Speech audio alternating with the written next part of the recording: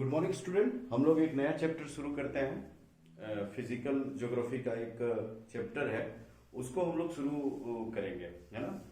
क्योंकि देखो ज्योग्राफी में क्या है कि मैंने शुरू में बोला था कि दो दो बुक है, एक फिजिकल पार्ट्स है और एक ह्यूमन्स पार्ट्स है। फिजिकल पार्ट्स में क्या है कि जो फिजियोग्राफी से रिलेटेड जो पार्ट्स हैं, है ना, जैसे कि जियोमॉर्फोलॉजी है, क्लाइमेटोलॉजी है, ओशनोग्राफी है, तो वो सारे पार्ट्स में जो है वो फिजिकल पार्ट्स के अंतर्गत आते हैं। तो उन्हीं में से एक पार्ट जो है वो क्लाइमेटोलॉजी का उठा रहे हैं। क्लाइमेटोलॉजी है ना, जलवायु विज्ञान से रिलेटेड एक चैप्टर है जिसका नाम है, जैसे यहाँ पर ब्लैक बोर्ड पे देख सकते हैं, composition and structure of the atmosphere, है ना। मतलब जो हमारा वायुमंडल है वो किस संरचना से बनी है, वो कैसे बनी है और उसकी इंपॉर्टेंस क्या है, वो हम लोग देखने का प्रयास करेंगे।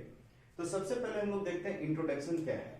तो इंट्रोडक्शंस में ये बताया गया है, जैसे इंट्रोडक्शंस की बात करें तो एटमॉस्फेयर क्यों इंपॉर्टेंस है, तो we all know that earth is a unique planet, है ना।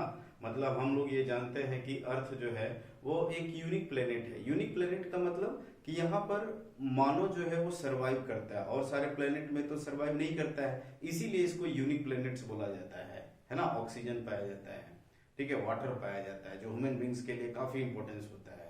तो due to the presence of life, है ना, मतलब we all know that earth is a unique planet due to the presence of life, क्योंकि यहाँ पर जीवन है और जिसके वजह से क्या है इसको यूनिक प्लेनेट्स बोला जाता है। The air is one among the necessary conditions for the existence of life on this planets. तो चूंकि क्या है कि इस अर्थ पर, है ना, अर्थ के आसपास जो है मतलब ये जो प्लैनेट्स हैं यहाँ पर क्या है आपको लाइफ है। और air is one of the necessary condition, जो हवा है उसका एक जरूरी चीज है किसके लिए, तो एक्सिस्टेंस ऑफ लाइफ। अगर हम जीवित हैं और अगर हम लोग चल फिर रहे हैं तो उसका मतलब ये हुआ कि हम लोग सांस ले रहे हैं। अगर सांस नहीं लेंगे तो क्या है, हमारी जीवन का फिर कोई औचित्य नहीं है। तो कहने का मतलब क्या हुआ कि ये जो प्लैनेट्स हैं यहाँ पर ऑक्सीजन है और ऑक्सीजन जो है वो मानव ह्यूमन बींग्स के लिए काफी इंपॉर्टेंस है, इसी वजह से इसको यूनिक प्लैनेट्स बोला जाता है। तो ये क्लियर हुआ ना आपको। अब उसमें से कुछ इंट्रोडक्शंस भी है, तो इंट्रोडक्शंस देखेंगे हम लोग किस तरीके का है। तो the air is a mixture of A several gases and it encompass the earth from all sides, है ना। कहने का मतलब ये हुआ कि जो हवा है, हाँ, हवा क्या है, ये mixture of several gases. Several gases का मतलब हम लोग आगे पढ़ेंगे, नाइट्रोजन, ऑक्सीजन, हीलियम, ऑर्गन, है ना, एक्सोन। तो ये सारे गैसों का क्या है, एक मिश्रण है जो पृथ्वी को चारों ओर से क्या हुई है, समेटी हुई है ना, फ्रॉम ऑल द साइड्स, है ना, जो हवा। तो the air surrounding the earth is called atmosphere. Atmosphere में क्या है कि जैसे मान के चलिए कि एटमॉस्फेयर, ये आपका जैसे एटमॉस्फेयर है, जैसे एटमॉस्फेयर में क्या है कि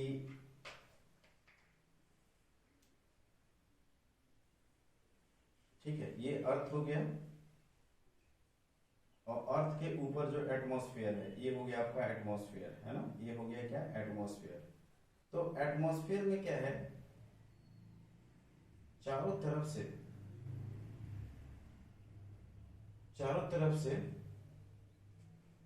the air surrounding of the earth is called atmosphere. जो चारों तरफ से हवा घेरी हुई है या समेटे हुई है किसको, अर्थ को, तो इसी को हम लोग क्या बोलते हैं, इसी को हम लोग बोलते हैं एटमॉस्फेयर। मतलब कुल मिला के आपको क्या याद रखना है कि जो हवा है, एयर ऑफ मिक्सचर, जो सेवरल गैसेस हैं, वो चारों तरफ से घेरे हुए है, ये चारों तरफ से समेटे हुए है वायुमंडल को, है ना, वायुमंडल को। तो the atmosphere is a mixture of different gases. जैसे मैंने आपको बताया कि जो एटमॉस्फेयर है, जो वायुमंडल है, वो डिफरेंट गैसेस से बनी हुई है, डिफरेंट गैसेस इसमें मिक्स है और इसके वजह से it contain life of giving gases, है ना, लाइफ गिविंग गैसेस। मतलब लाइफ गिविंग गैसेस कौन सा है, जैसे मैंने इंट्रोडक्शन में आपको ऑक्सीजन बताया था, है ना, ह्यूमन बींग्स के लिए ऑक्सीजन काफी इंपॉर्टेंट है, एनिमल्स और प्लांट्स के लिए CO2 काफी इंपॉर्टेंस है। तो कहने का मतलब क्या हुआ कि जो वायुमंडल में जो ऑक्सीजन और कार्बन डाइऑक्साइड जो पाया जाता है, ये ह्यूमन बींग्स के लिए और प्लांट्स और एनिमल्स के लिए काफी इंपॉर्टेंट है, क्योंकि ये फोटोसिंथेसिस की क्रिया करती है ना, CO2 जो है वो फोटोसिंथेसिस की क्रिया करती है और जिसके वजह से क्या है, ह्यूमन बींग्स उस पर सर्वाइव करता है। It help in stopping the ultraviolet rays harmful to the life and maintain the suitable temperature necessary for life. तो एटमॉस्फेयर का एक रोल ये भी होता है कि ये अल्ट्रावायलेट रेज का मतलब क्या हुआ कि जैसे सन है, सन से काफी यूवी किरणें क्या आती हैं, धरातल पे आती है, तो एटमॉस्फेयर क्या करती है, उसको एब्जॉर्ब करती है। और एब्जॉर्ब करने का मतलब क्या हुआ, एब्जॉर्ब होने का मतलब क्या हुआ कि जो अल्ट्रा यूवी किरणें होती हैं उसको धरातल पे नहीं आने देता है, और धरातल पे नहीं आने की वजह से क्या है कि जो अर्थ का जो टेम्परेचर है ना 15 डिग्री सेल्सियस है ना, वो मेंटेन करके रखता है। तो कुल मिला के आपको क्या समझाया कि it help in stopping the ultraviolet रे, जो अल्ट्रावायलेट रे जो किरणें आती हैं सूरज से जो निकलती हैं, वो एटमॉस्फेयर इसको क्या करता है, मतलब इसको रोकता है, harmful to the life and maintain the suitable temperature necessary for life. तो सुटेबल टेम्परेचर अर्थ का जो है वो 15 डिग्री सेल्सियस, आप देखेंगे अर्थ का जो है वो 15 डिग्री सेल्सियस जो है वो एक सुटेबल टेम्परेचर माना जाता है, और उसका जो मेन रिस्पॉन्सिबिलिटी है ना, रिस्पॉन्सिबिलिटी जो है वो एटमॉस्फेयर को ही जाता है, क्योंकि एटमॉस्फेयर क्या करता है कि अल्ट्रावायलेट को रोकता है। ठीक है, generally atmosphere extend up to 160 kilometre from the earth surface. जैसे कहने का मतलब क्या हुआ कि जो अर्थ है, अर्थ से 1600 किलोमीटर है ना, 1600 किलोमीटर के 1600 किलोमीटर मतलब अर्थ से 1600 किलोमीटर के क्षेत्र में क्या है, एटमॉस्फेयर का एक्सटेंड है या एटमॉस्फेयर पाया जाता है। कहीं कहीं आपको 1000 भी देखने को मिलता है ना, कि एटमॉस्फेयर जो है एक्सटेंड मतलब धरातल से एटमॉस्फेयर कितने किलोमीटर के बीच में है या किलोमीटर के क्षेत्र में है, तो कहीं कहीं आपको 1000 किलोमीटर भी देखने को मिलता है, और कहीं कहीं आपको 1600 किलोमीटर भी देखने को मिलता है।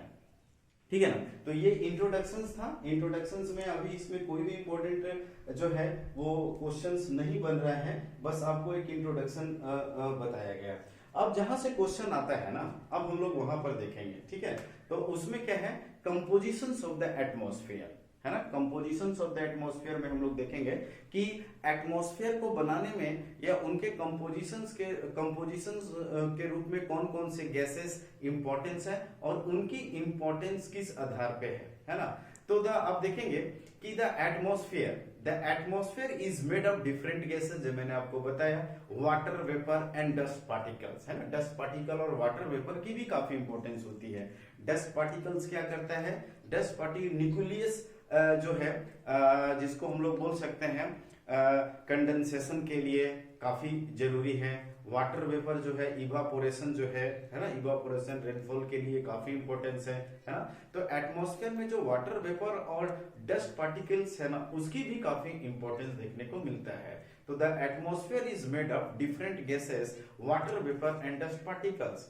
The compositions of the atmosphere is not static. कहने का मतलब क्या हुआ कि जो एटमॉस्फेयर है ना, कंपोजिशन जो बनी है वो स्टैटिक नहीं, स्थिर नहीं है, वो अस्थिर अनस्टैटिक है। And its change according to the time and place, मतलब समय और जगह के आधार पे क्या होता है, वो चेंज भी होते रहता है ना। ऑक्सीजन विल बी ऑलमोस्ट जो है negligible quantity at the height of 120 kilometre. कहने का मतलब क्या हुआ कि जो धरातल है ना, कहने का मतलब क्या हुआ कि जैसे अर्थ है, तो अर्थ से, जैसे ये अर्थ हो गया, अर्थ से 120 किलोमीटर की क्षेत्र में क्या है, 120 किलोमीटर की रेंज में ही क्या है, आपको ऑक्सीजन जो है देखने को मिलता है। उसके बाद अगर आप हम लोग ऊपर जाएंगे तो ये निगेबल्स है। निगेबल्स का मतलब होता है न के बराबर या शून्य है ना। कहने का मतलब क्या है कि जो ऑक्सीजन है, ऑक्सीजन धरातल से कितने किलोमीटर की रेंज में पाई जाती है, तो यहाँ पर एक बहुत इंपॉर्टेंट क्वेश्चन बनता है। 120 किलोमीटर के बाद जो है ऑक्सीजन क्या हो जाता है, निगेबल्स हो जाता है। मतलब निगेबल, अगर उसकी ऊंचाई के बाद हम लोग जाएंगे तो क्या होगा, आपको ऑक्सीजन का सिलेंडर लेके चलना होगा, ठीक है ना। और उसके बाद जो है मानव जीवित रह सकता है, ठीक है ना। तो कुल मिला के यहाँ पर एक इंपॉर्टेंट क्वेश्चन बनता है कि oxygen will be almost negligible quantity at the height of 120 kilometre. तो 120 किलोमीटर के बाद जो है आप इसको ऑक्सीजन आपको ले जाना पड़ेगा। Similarly CO2 and water vapour is found only into 90 kilometre. कहने का मतलब क्या है, अगर दूसरी तरफ देखा जाए तो सिमिलरली जो कार्बन डाइऑक्साइड है और वाटर वेपर है ना, इज फाउंड ओनली 90 किलोमीटर। ये भी ध्यान रखना है, मतलब 120 किलोमीटर के बाद जो है, जैसे यहाँ पर 120 किलोमीटर क्या हो गया, ऑक्सीजन प्रोवाइड हो पाता है, ठीक है ना।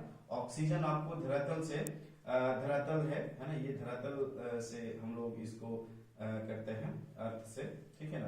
अर्थ से जो है, अर्थ से 120 किलोमीटर की रेंज में आपको ऑक्सीजन प्रोवाइड होगा, और वाटर वेपर जो है, वाटर वेपर और CO2 जो है वो आपको 90 किलोमीटर में ही, 90 किलोमीटर के क्षेत्र में ही तक ही पाया जाता है, ठीक है ना। तो ये भी याद रखना है, वाटर वेपर, वाटर वेपर और CO2 है ना, वाटर वेपर और CO2 जो है, वाटर वेपर और CO2 जो है वो कितने किलोमीटर की रेंज में पाई जाती है, तो 90 किलोमीटर की रेंज में क्या है, ये पाई जाती है। मतलब similarly CO2 and water vapour is found only only into 90 kilometre, into 90 kilometre into 90 kilometre from the earth surface, from the earth surface. इसके बाद अगर हम लोग देखा जाए तो इसमें ये चीज पता चल रहा है, इसमें ये चीज पता चल रहा है कि इसमें हम लोग ये देखेंगे कि जो टेरेस्टेरियल रेडिएशन होता है ना, तो टेरेस्टेरियल रेडिएशंस में क्या होता है, टेरेस्टेरियल रेडिएशंस में कि जो धरातल पे है ना, जो सूर्य की किरणें जब धरातल पे आती हैं और धरातल को गर्म करने के बाद, धरातल को गर्म करने के बाद मतलब रेडिएटेड होने के बाद क्या होता है कि वो आपको रिफ्लेक्ट करता है ना, रिफ्लेक्ट करता है। तो उस तरीके का जो रेडिएशन होता है उसको क्या बोलते हैं, टेरेस्टेरियल रेडिएशन, टेरेस्टेरियल रेडिएशन। अगर आप इसको देखेंगे तो terrestrial radiation, the earth after being heated itself become a radiating body and its radiates energy at the atmosphere in long wave। कहने का मतलब क्या हुआ कि अगर आप देखा जाए कि एटमॉस्फेयर जो है, जैसे कहने का मतलब क्या हुआ कि जो टेरेस्टेरियल रेडिएशन है ना, टेरेस्टेरियल रेडिएशंस में क्या होता है कि जो सोलर इंसुलेशन है वो धरातल पे आता है, और धरातल को गर्म करने के बाद है ना, धरातल को गर्म करने के बाद जो लॉन्ग वेव में है ना, जो लॉन्ग वेव में क्या होता है कि जो लॉन्ग वेव में वापस जाता है उसको हम लोग क्या बोलते हैं, टेरेस्टेरियल रेडिएशन, ठीक है ना। तो ये भी ध्यान रखना, आती है कौन, देखिए ये जो सूर्य की किरणें हैं आती है ये शॉर्ट वेव में है ना, आती है किसमें, शॉर्ट वेव में, ये भी ध्यान रखना है। सूर्य की किरणें आती है शॉर्ट वेव में और जाती है लॉन्ग वेव में। जो शॉर्ट वेव में आती है उसको हम लोग क्या बोलते हैं, इंसुलेशन, है ना, उसको हम लोग क्या बोलते हैं, इंसुलेशन। और जो वापस जाती है उसको हम लोग क्या बोलते हैं, टेरेस्टेरियल, टेरेस्टेरियल रेडिएशन, है ना, उसको हम लोग क्या बोलते हैं, टेरेस्टेरियल रेडिएशन। तो कुल मिला के देखा जाए तो हमारा जो अर्थ है ना वो दोनों से गर्म होता है, टेरेस्टेरियल रेडिएशन से भी होता है और इंसुलेशन से भी होता है, लेकिन सबसे इंपॉर्टेंट जो है वो आपके किस क्षेत्र से होता है, तो टेरेस्टेरियल रेडिएशन से जो है, टेरेस्टेरियल रेडिएशन से आपका धरातल गर्म होता है। तो ध्यान रखना, यहाँ पर अगर क्वेश्चन पूछा जाए कि जो अर्थ है वो किससे गर्म होता है, तो ध्यान रखना आपको टेरेस्टेरियल रेडिएशन से, ठीक है ना। तो ये क्लियर हुआ आपको कि आपको बता दिया गया, ठीक है। तो अब हम लोग आते हैं कुछ गैसेस, है ना, कुछ गैसेस जो रिस्पॉन्सिबल है एटमॉस्फेयर को बनाने के लिए, है ना। कुछ गैसेस जो है अगर देखा जाए कौन कौन सी गैसें हैं एटमॉस्फेयर को कंस्टिट्यूट करने के लिए या उसको बनाने के लिए, वो हम लोग अभी देखने का प्रयास करेंगे। तो इसमें 8 से 9 गैसेस जो हैं वो काफी इंपॉर्टेंट देखा जाता है। तो सबसे पहले अगर हम लोग देखा जाए तो देखते हैं, है ना,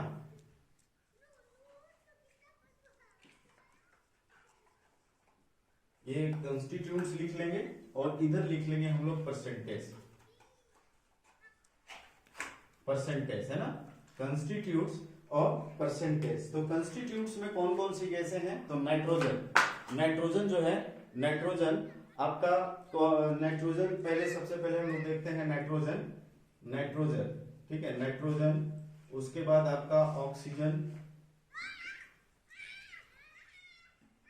नाइट्रोजन के बाद हो गया आपका ऑक्सीजन, उसके बाद आर्गोन, आर्गोन जो है, आर्गोन, उसके बाद है CO2, ठीक है, उसके बाद है नियोन, नियोन, उसके बाद जो है हीलियम, हीलियम, उसके बाद अगर आप देखा जाए तो हीलियम के बाद है क्रिप्टन, क्रिप्टन, ये क्रिप्टन, उसके बाद है नियोन, है ना, ये एक्स वाला है, x, neon, neon, neon, neon, उसके बाद जो है हम लोग आएंगे हाइड्रोजन, उसके बाद जो है हम लोग आएंगे हाइड्रोजन, हाइड्रोजन, हाइड्रोजन, उसके बाद जो है आएंगे हाइड्रोजन, हाइड्रोजन, नियोन, उसके बाद जो है हाइड्रोजन। तो कौन कौन सी गैसेस जो है इंपॉर्टेंस है ये आपको क्लियर हुआ, nitrogen, oxygen, argon, CO2, neon, helium,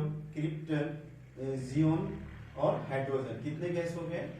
ये हो गया आपका 3, 4, 5, 6, 7, 8, 9 गैसेस जो है वो एटमॉस्फेयर के बनने में काफी इंपॉर्टेंस रखता है ना, एटमॉस्फेयर को बनने में काफी इंपॉर्टेंस रखता है। तो ये सीक्वेंस वाइज याद रखना है कि एटमॉस्फेयर को बनाने में या उसकी परसेंटेज कितनी कितनी है सीक्वेंस वाइज। तो नाइट्रोजन की देखा जाए, नाइट्रोजन की देखा जाए तो 78 पॉइंट है ना, 78.084, ठीक है। ऑक्सीजन की देखा जाए तो 20 पॉइंट देखा जाए तो 20.946, ठीक है। इसके बाद अगर आप देखिए, इसके बाद देखा जाए आर्गोन, तो आर्गन जो है वो 0.934, उसके बाद CO2 जो है, CO2 की अगर हम बात करें तो 0.036 होगा आपका, 36, 0.036। नियोन की बात करें तो 0.0018 है ना, 182 नियोन का। उसके बाद हीलियम है, उसके बाद क्रिप्टन है, उसके बाद नियोन है, उसके बाद हाइड्रोजन है। तो हीलियम में कितना है? तो हीलियम में देखेंगे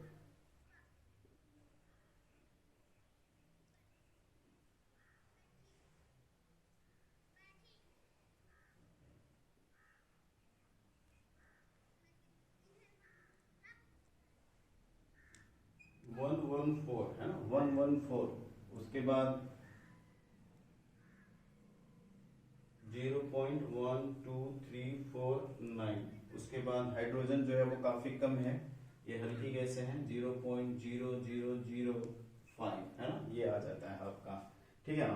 तो ये थोड़ा आप देख लीजिएगा क्योंकि यूपीएससी में क्या है कि परसेंटेज भी पूछ देता है ना, और सीक्वेंस वाइज गैस भी पूछ देता है कि कौन सी गैस जो है मतलब सीक्वेंस वाइज है ना, नाइट्रोजन सबसे ज्यादा है एटमॉस्फेयर में, इसकी अगर आप देखा जाए तो कितना परसेंटेज है, तो 78.084।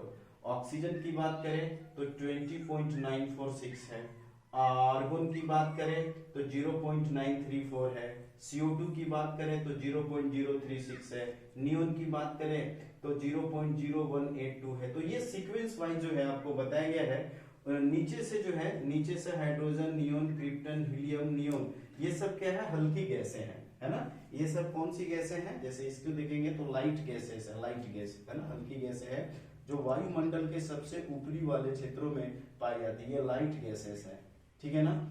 और ये जो गैसेस हैं नाइट्रोजन, ऑक्सीजन, आर्गोन, CO2, नियोन्स, ये सब जो है ये भारी गैसें हैं, है ना, ये भारी गैसें हैं। तो इसको भी ध्यान रखना है आपको कि कौन सी भारी गैसें हैं और कौन सी हल्की गैसें हैं। तो भारी गैसें जो हैं वो धरातल से जस्ट उसके नीचे होंगे, और जैसे जैसे इसकी वजन घटते जाएगी वैसे वैसे जो है वो ऊपर की ओर बढ़ते जाएगी। तो कुल मिला के आपको ये क्लियर हुआ कि कौन कौन से जो गैसेस हैं एटमॉस्फेयर में मौजूद हैं, ठीक है ना।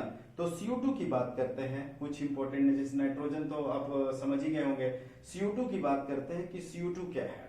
तो CO2 में क्या है कि is a meteorologically a very important gas है। जैसे मौसम विज्ञान के लिए क्या होता है कि ये काफी इंपॉर्टेंट गैस मानी जाती है ना, जो CO2 है।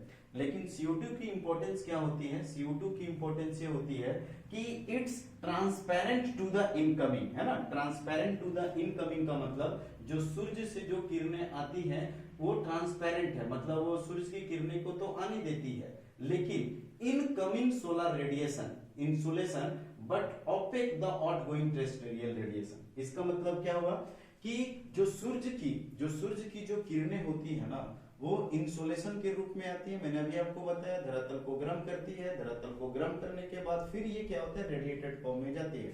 तो जो धरातल को गर्म होने में क्या होता है, जब वो आती है सूरज की किरणें, तो वो शॉर्ट वेव में आती है और वो ट्रांसपेरेंट होता है। एटमॉस्फेयर में CO2 जो है इंसुलेशन के लिए क्या है, इंसुलेशन के लिए ट्रांसपेरेंट है, लेकिन टेरेस्ट्रियल रेडिएशन के लिए ये ओपेक है। टेरेस्ट्रियल रेडिएशन का मतलब क्या हुआ कि जैसे आप देखिएगा कि इंडस्ट्रीज है, जैसे मान लो ये धरातल है, धरातल में क्या होता है कि बहुत सारे जो है इंडस्ट्रीज हैं, पॉल्यूशन हैं। तो पॉल्यूशन होने की वजह से क्या होता है कि जो एटमॉस्फेयर है ना, पॉल्यूशन होने की वजह से क्या होता है कि जो एटमॉस्फेयर है, एटमॉस्फेयर का लेयर क्या हो जाता है, ये काफी मोटा हो जाता है। और मोटा होने की वजह से क्या होता है कि जो सूरज की किरणें आती तो हैं, लेकिन ये क्या करती हैं, मतलब मोटा होने की वजह से क्या होता है कि ये वापस नहीं जा पाती है, धरातलीय किरणें जो है वो वापस नहीं जा पाती है। और वापस नहीं जाने की वजह से क्या होता है, वापस नहीं जाने की वजह से क्या होता है कि इन क्षेत्रों में क्या होता है